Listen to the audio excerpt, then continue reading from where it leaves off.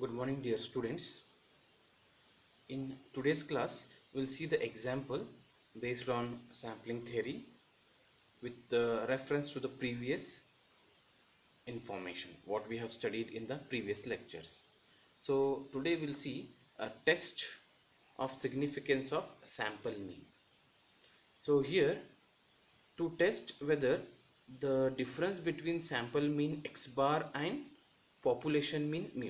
So here you can consider the sample mean symbolically called as small x bar and population mean stand for mu is significant or no, means whether both x bar and sample mean what we have taken from the population is same with the population mean is both will same or no, we'll check it. So for that we need to consider the null hypothesis, as there is no difference between sample mean and population mean. We'll consider this and whether this hypothesis supposed to be accepted or rejected based on what here values what we have taken. For 5% and 1% we have the values, so we need to check for that. So here we have the formula to solve those things. So here formula is for sample mean of is z is equal to x bar minus mu divided by standard deviation divided by root n, where this x bar is nothing but sample mean, this mu is nothing but population mean, this standard deviation is nothing but mean of standard deviation is mean of what here population, and sometimes here s will come. S stand for sample of means standard deviation of sample also. So here a small n belongs to what here number of samples. So with the help of this x bar, mu, standard deviation and n, we will find the value of z, and this z value will compare with z alpha. Z alpha is nothing but our critical values, that is level of significance what we have seen in the previous lecture in the form of table. So what is level of significance for z alpha for 1% and 5%? We will check with two tail test, because we are will not specify for right tail or a left tail. So we'll see the situation how it works. So based on that we'll see whether it is two tail or one tail or right tail or left tail here. Okay, let's begin with the problems now. Now the question is, a normal population has mean of 6.8 and standard deviation of 1.5. A sample of 400 members give a mean 6.75. Is the difference significant? So solution, I have taken H0, that is null hypothesis, as there is no significant difference between x bar means sample mean and mu, that is population mean, means both are same I am considering here. So we'll see whether my statement is true or false, whether to accept this hypothesis or reject this hypothesis. We'll see now. So we'll collect the data. So given, so a normal population has mean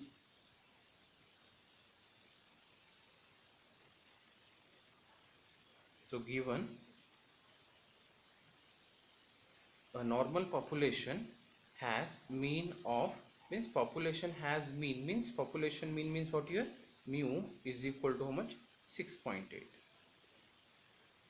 Then standard deviation, that is rho is equal to 1.5.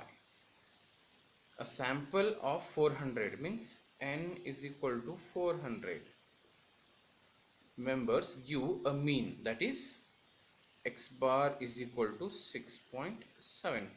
So these are the data from the given question. So what I had considered here, there is a no difference between this mu and this mu, this 6.8 and 6.75. We'll check whether it is true or no by using the formula. So we know that, or we have z is equal to, so formula is z is equal to, so sometimes negative will come, I will take modulus of that. So z is equal to modulus of x bar minus mu divided by standard deviation divided by root n. This is a formula. So simply apply the values. So here x bar value is 6.75 minus mu value is 6.8 divided by standard deviation value is 1.5 divided by root of n. N is 400. So simplify this with the calculator. So you will find, so on simplification, 6.75 minus 6.8 will get minus 0.05, and 1.5 divided by square root of 400, you will get what here, 0.075. So this division will get, so because of this negative sign, so this mod can be removed, absolute value we can consider. So 0.05 divided by 0.075, so we'll get, the answer is 0.6667, that is mod z is equal to. So therefore mod z is equal to 0.6667. So now, so in the question there is no such instruction to test for 5% or 1%. So we'll test for both. So as we know that, so this value, so this value out here, I'll write like that. So it is, this 0.066 is less than 1.96. 1.96 belongs to what here, 5%, and also less than 2.58, which is nothing but 1%. So both, in both 5% also it is accepted because the less value. If the value, this value is coming greater than any of this, at that time what happened, it is rejected. So therefore, so less than 1.96, so we'll accept it. This the 0.667 is also less than what here, 2.58, that is for 1%. So what here, accepted. So therefore we have tried a conclusion. Therefore we need to say that H0 is accepted for 5% and 1% level of significance. Okay, so you can conclude it like that. So we'll see the next example. So the next example is, a sample of 900 member is found to have a mean of 3.4 centimeter. Can it be reasonably regarded as truly random sample from a large population with mean 3.25 centimeter and standard deviation 1.61 centimeter? So we'll consider now H0, again the same.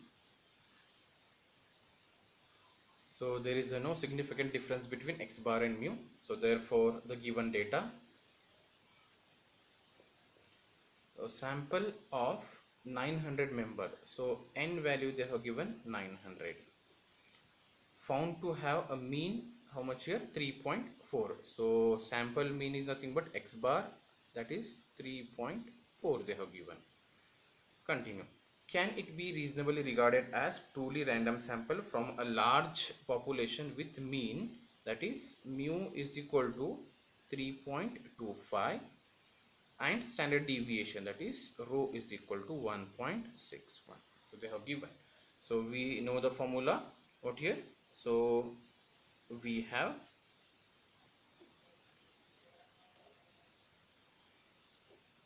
mod z is equal to mod of x bar minus mu divided by standard deviation divided by root n.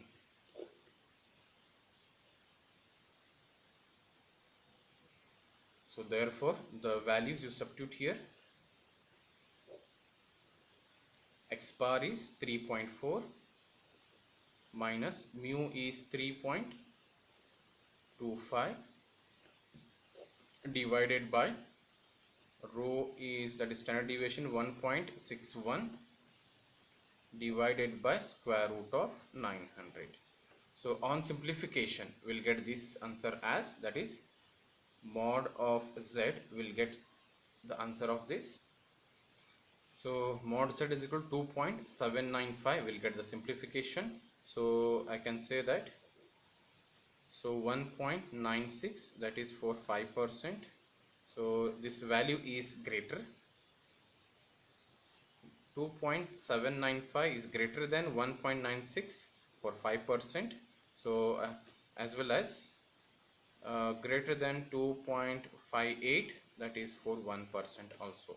So in both the cases this value is rejected, because 2.795 is greater than 1.96 for 5% and 2.795 is greater than 2.58, also a greater. Usually you would test for a 5% only if they have not given any level of significance. So at that time you can conclude directly. So therefore what we can say here, so H naught, that is given H naught is rejected for 5% and 1% level of significance.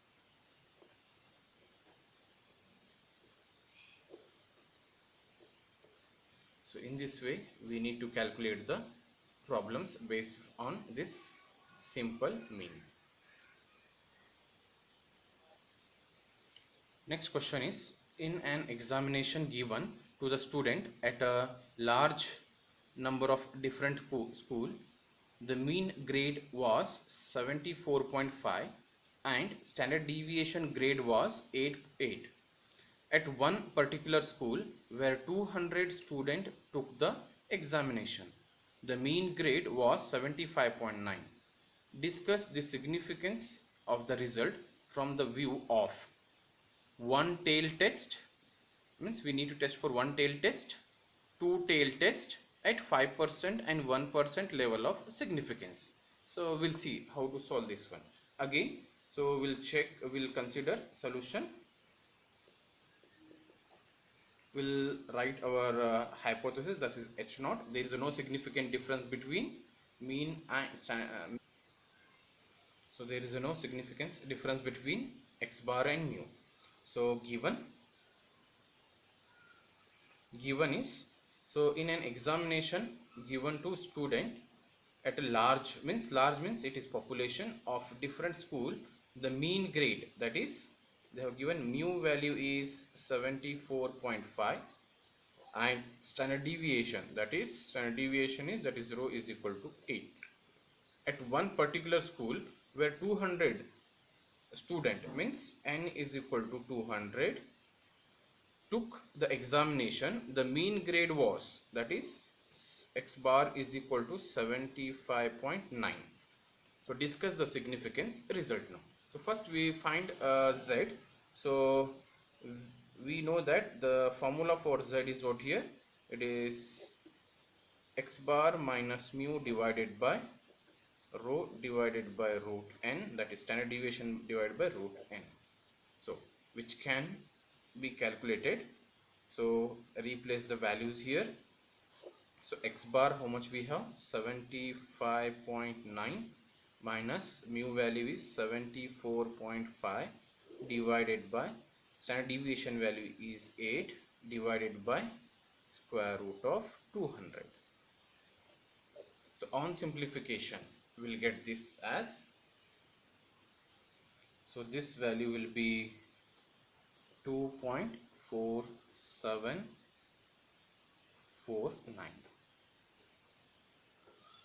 Okay, we got this answer now. So this answer we need to check for one tail test, two tail test for 5% and 1%. As we know that in the table we have seen in the previous section, that is, so this is a general what we have done for two examples in the beginning. So this is two tail test. Two tail test means this is, and one tail test means either it is right or left, both will come. So one tail test, what happens here, so it will come either plus or minus of 2.33. and plus or minus of 1.645. so here what happens here, so it will be a two-tailed, so this will come under a two-tailed test and this both will come in under what here, one-tailed test. So in one tail maybe it is right or maybe left. So for this we'll consider and we'll see our given problem how we need to execute for the final situation. We'll see now. So first one tail test. So our z value we got 2.4749. So here, so I have taken one tail test. As for the table, it will be plus or minus 1.645 for 5% and plus or minus 2.33 for 1%. Plus or minus means plus means right hand side, minus means left hand side. So together we call one tail. So we'll see 2.4749. It is greater value. Okay, so this value is what here, greater than 1.49 and 2.4749 is also greater than what here, 2.33. so therefore we can say that H0 is rejected. Similarly, so two-tailed test. So mod z is equal to what here, 2.4749 we got. So 1.96 and 2.5 in both the cases, again our value is what here,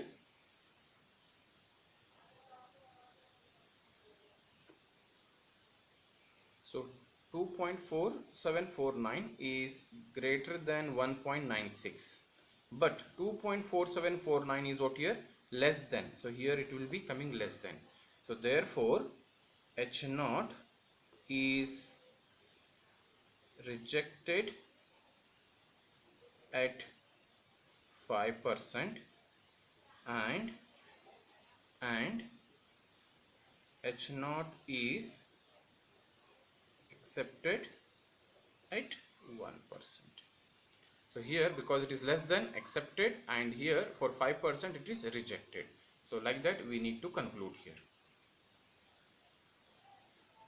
So for one tail, in both the cases it is rejected. In two tail, for 5% it is rejected, but for 1% it is going to be accepted. So in this way we need to conclude the examples. Thank you.